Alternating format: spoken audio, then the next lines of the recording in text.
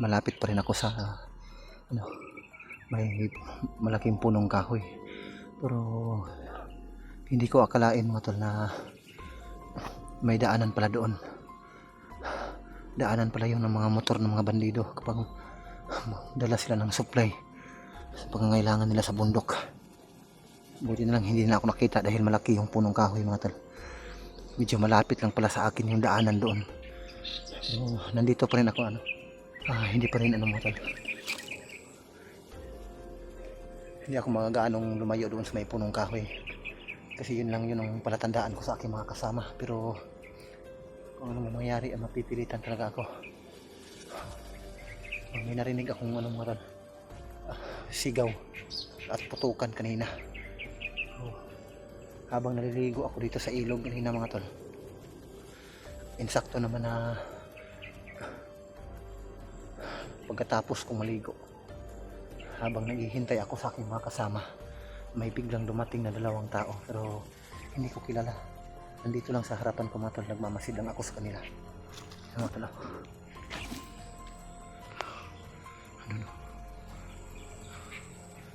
May dalawang tao dyan.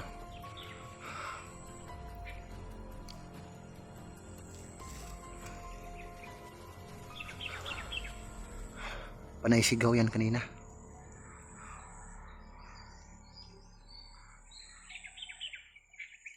Hindi lang gaano makita, medyo malayo nga lang.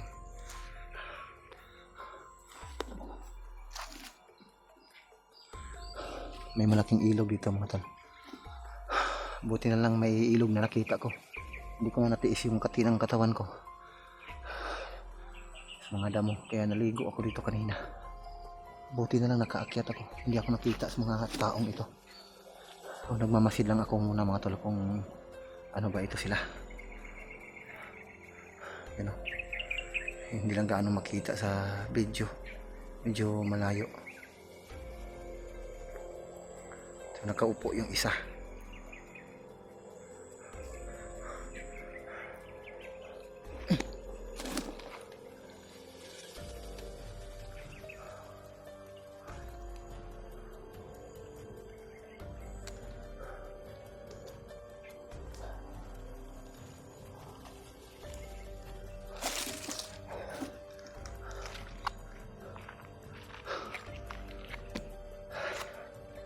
Pipilitin ko makalabas dito mga tol.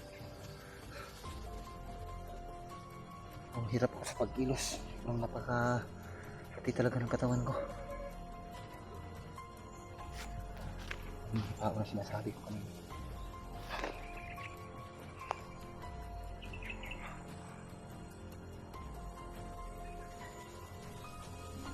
Nakatayo ang gumagalaw.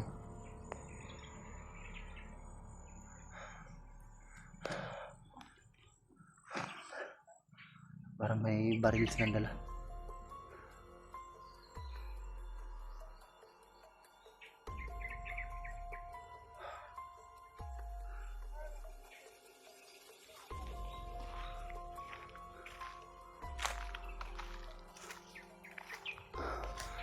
Pagmamasdan ko muna mga tol. Magmamasid muna ako, baka mabubuting tao ito. Pero yung isa nakaitim, yung nag-uusap silang dalawa.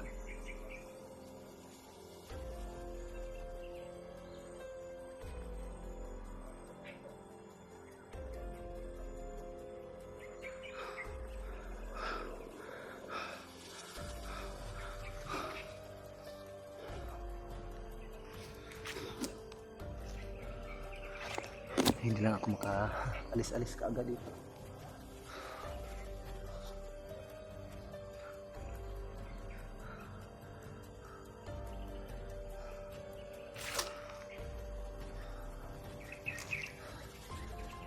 Kagabi pa ako naghintay dito mga tol. Hindi lang ako natulog doon sa may malaking punong kahoy. Ako na lang yung nakakaalam kung saan ako nagano. Hindi ko na sasabihin dito sa video, baka makita nila. Dahil hindi pa ako gaanong kalayuan doon.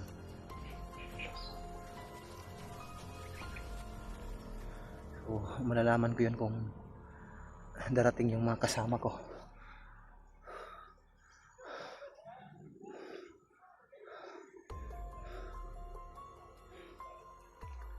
So sana makita ko na sila mga tol. So nagmensahe ako sa kanila, nag-abot ako ng mensahe para malaman nila yung ano. So, sila lang nakakaalam kung saan ako nila pwedeng makita.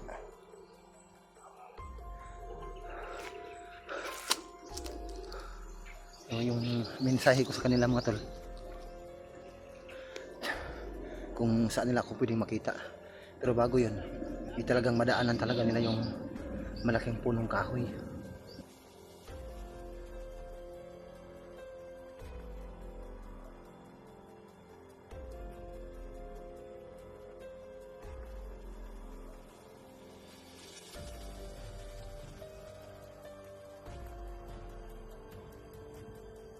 Buti na lang may tubig dito, may sapa dito, ilog. Nakaligo ako kahit paano.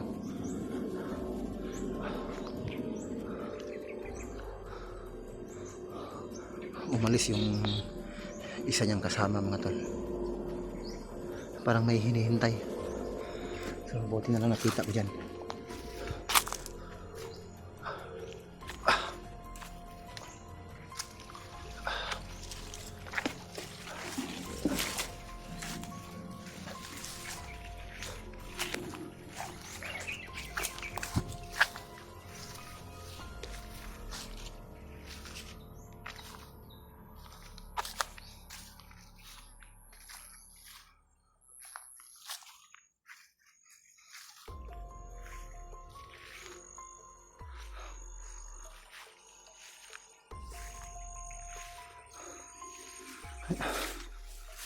So kagabi pa ako naghihintay sa kanila mga tol.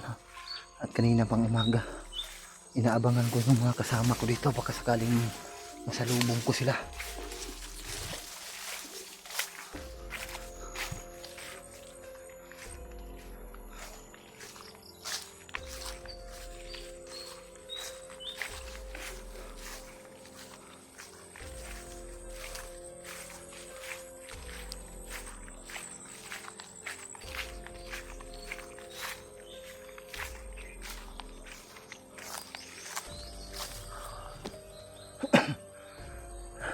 Problema ko na ngayon mga tol, kapag makalabas ako dito, makarating ako sa bayan, wala akong damit, sinilas.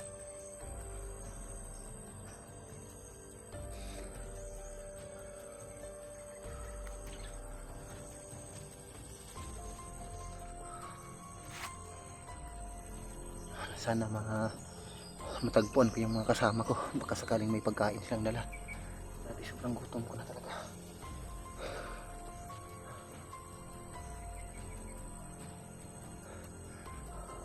Sakto may puno ng ano dito. So kanina lang inakyat ko yung puno ng niyog, uminom ako ng sabaw ng niyog. Sumasakit yung ano ko, tiyan ko.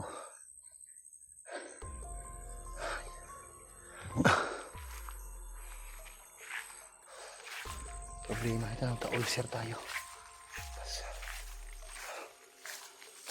Buti na lang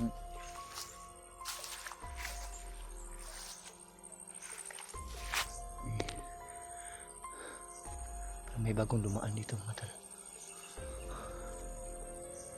May bakas dito. Baka dito dumaan mga kasama ko. Kasi kanina may narinig ako mga kanina. Tutukan paminsan-minsan.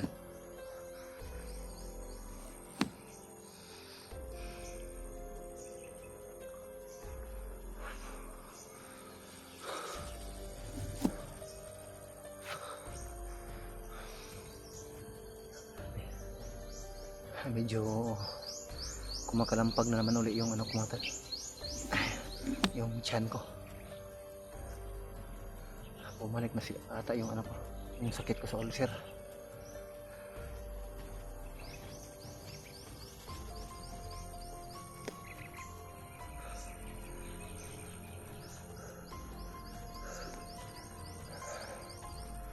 Natakot na akong uminom ng sabaw ng buko. Pag uminom ako ng sabaw ng buko, sumasakit talaga yung ano ko, yung tiyan ko mga tol.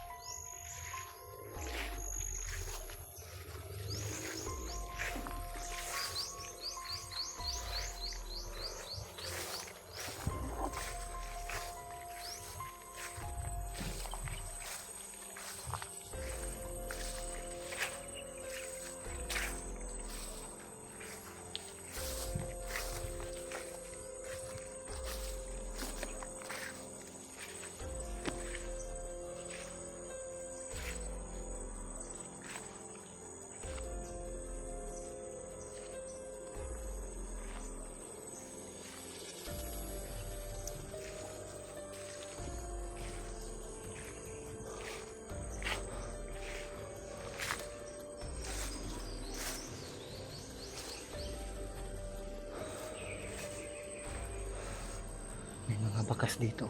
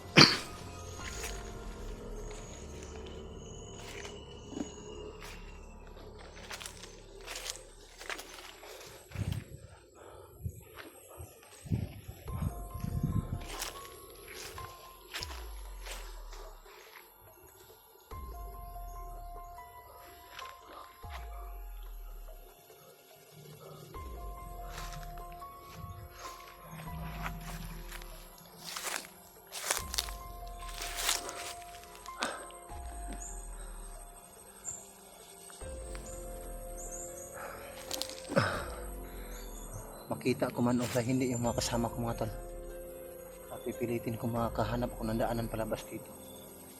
Makarating ako ng bayan.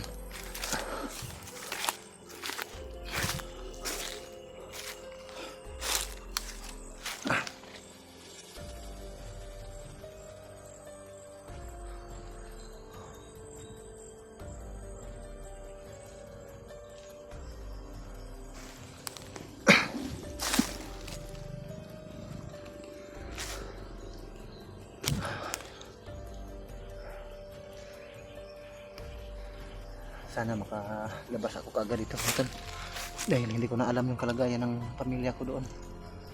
Kumusta na kaya yung mga anak ko, yung asawa ko mga tol? Baka nanganak na yung asawa ko na wala ako. Mahihirapan yun. Walang mag-aalaga sa kanya, walang magbabantay sa kanya, pati sa mga bata. Kailangan kong makauwi kaagad.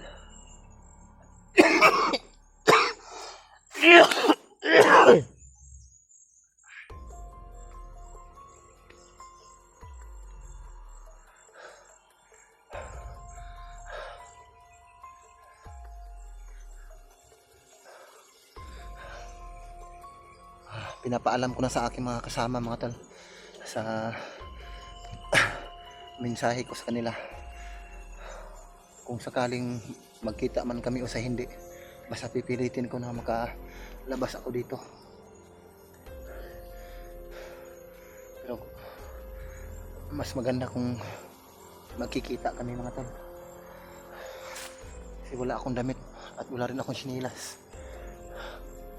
Mahihirapan ako sa pagbaba doon sa ano,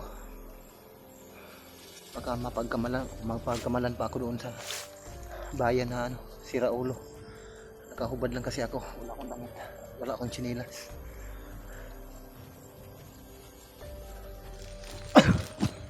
Tuloy tayo mga tol.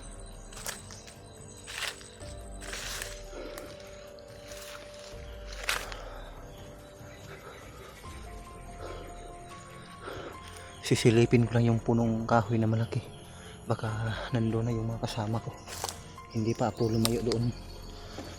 Umikot-ikot lang ako, naghahanap lang ako ng tsimpo. Umalis lang ako doon mga tol, kasi may narinig akong ano, dumaan na motor doon sa may bandang ibaba.